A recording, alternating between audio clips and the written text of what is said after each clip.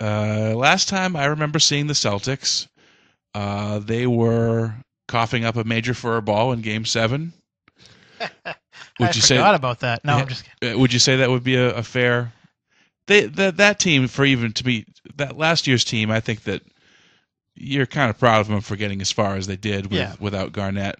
But that's the $1 billion question, I guess, is about Garnett. I mean, as Bill Simmons said, he's been playing the last 12 years with the intensity of a woman trying to rescue her child from under a trapped car, from under a child trapped underneath the car. So it's a little worrisome. And then they add Rasheed Wallace, who ain't exactly young. Who traps children under cars? If you listen to the fans, I don't think he's ever done that, has he? but the way people talk about him, you would have thought he had. Yeah.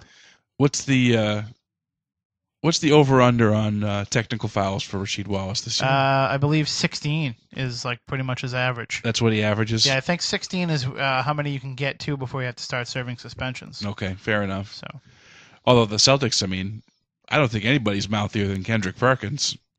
yeah, I mean, it's going to be interesting to see who actually gets the technicals if Perk and Sheet are on the court at the same time. Which one of them is going to be the one to act up first? Yeah. What do you think of this whole? What do you think of Doc Rivers putting up the white banner? Well, I mean, Doc won't admit that it was him that Okay. did it.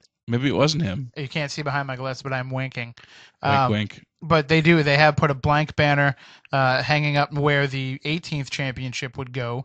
They tried a similar tactic in 2007 with the addition of the spotlight, where the 17th banner would go. That worked out pretty well. It did. Last year they didn't do anything, so I think There was no shtick last year? No, nothing last year. So I think they decided to go back to it just to kind of remind everybody what it's all about. They have a lot of new faces on this team, who that might serve as a motivational factor as well. Yeah, but still, it's basically the same C's.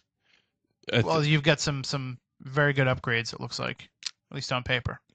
Rasheed Wallace being that. Who are the other upgrades? Well, in terms of you have upgrades in spots where they kind of didn't have guys last year. They didn't really have swingman relief. Tony Allen, he's not even going to even attempt to play, I don't think, until October, coming back from off-season foot surgery. So they brought in Marquise Daniels from the Pacers, and that at least gives you somebody in that role who's got to be better than Tony Allen.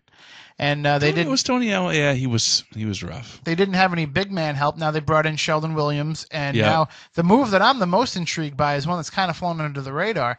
It appears that they gave a contract to Mike Sweetney, who I don't know much about him. Yeah, he ate himself out of the league a few years ago. Okay. He played for the Knicks and then was traded to the Bulls, and he had a lot of promise, but he just couldn't keep his weight under control, and apparently those issues are behind him now, and he could give them a really solid body to back up Perkins down low and just give them kind of a meatier guy, kind of like what Big Baby is, only taller.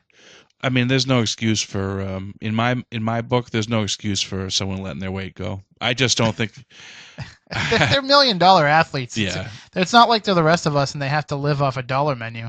That's true. So I mean, they could afford to have a nicely cooked meal if they wanted. And they don't even have to worry about cooking it. They can hire somebody to prepare it, so they don't even know that it's healthy. They just know that it's good.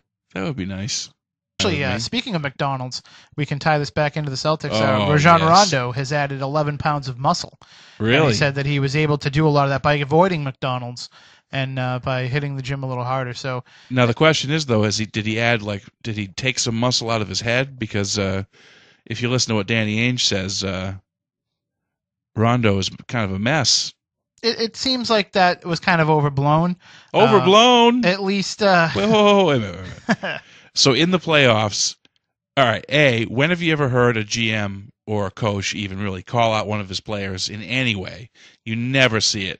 And he went item by item. It was honesty, which is something you don't usually hear, and that's why it stuck out like a sore thumb. It wasn't as if he was saying he was basically frustrated, like, this guy's great, but could be.